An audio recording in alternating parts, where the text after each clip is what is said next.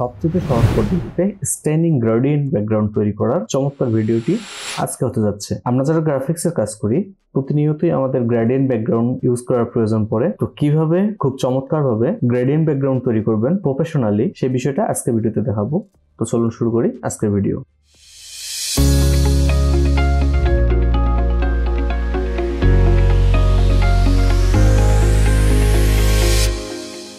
প্রথমেই অ্যাডোবি ইলাস্ট্রেটরে চলে আসলাম।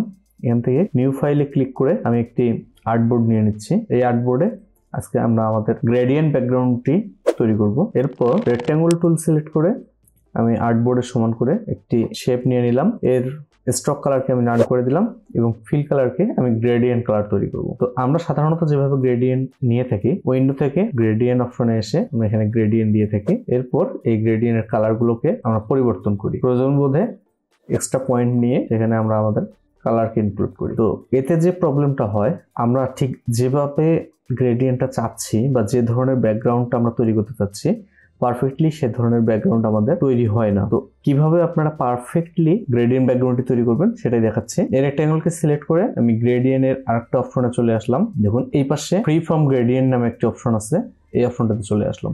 এখানে চলে আসার পরেই দেখুন গ্রেডিয়েন্টটি আমার এখানে চলে এসছে। তার মধ্যে এডিট গ্রেডিয়েন্ট নামে আরেকটি অপশন আছে। এই এডিট গ্রেডিয়েন্ট করলে দেখুন এখানে আমার 4টা পয়েন্ট চলে আসছে।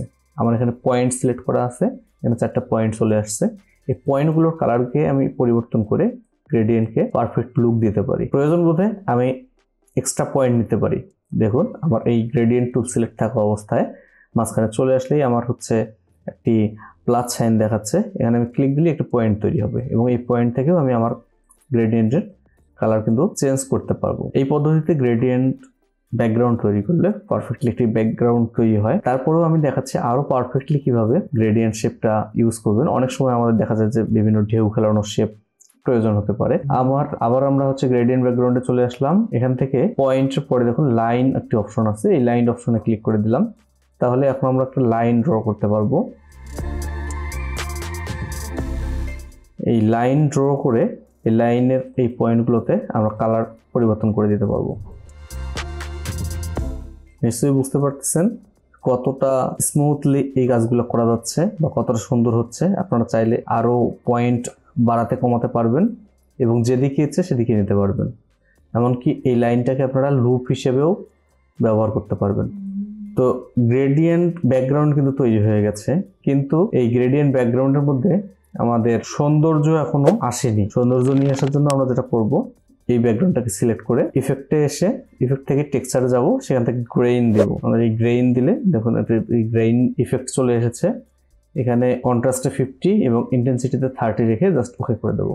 তাহলে আমাদের একটি গ্রেইন ব্যাকগ্রাউন্ড চলে এসেছে। দেখুন লুক নাইস একটি ব্যাকগ্রাউন্ড। আমরা চাইলে এর উপরে আরো একটি শেপ নিয়ে সেখানেও গ্রেডিয়েন্ট দিয়ে দিতে পারি। আমি সেম গ্রেডিয়েন্টটি ইউজ করলাম এবং স্টাইলিশ থেকে আবারও গ্রেইন দিয়ে দিচ্ছি। এরপর ইফেক্ট থেকে এর নিচে ড্রপ শ্যাডো দিয়ে দিচ্ছি এবং এটিকে কন্ট্রোল-C দিয়ে কপি করে কন্ট্রোল-B দিয়ে ব্যাকে পেস্ট করলাম। এর কালারকে আমি হোয়াইট করে দিচ্ছি। উপরের যে শেপটি আছে এই শেপটির অপাসিটিকে আমি 70% করে দিলাম এবং নিচের যে শেপটি আছে এর মধ্যে আমি একটু ব্লার দিয়ে দেবো। আমি গসিয়ান ব্লারে চলে এসে জাস্ট সামথিং গ্রোসিয়ান ব্লার দিয়ে দিলাম। তাহলে দেখুন এটা আমাদের একটি গ্লাস ইফেক্টের মতো তৈরি হয়ে গেছে। এখানে আমরা লিখে দিতে পারি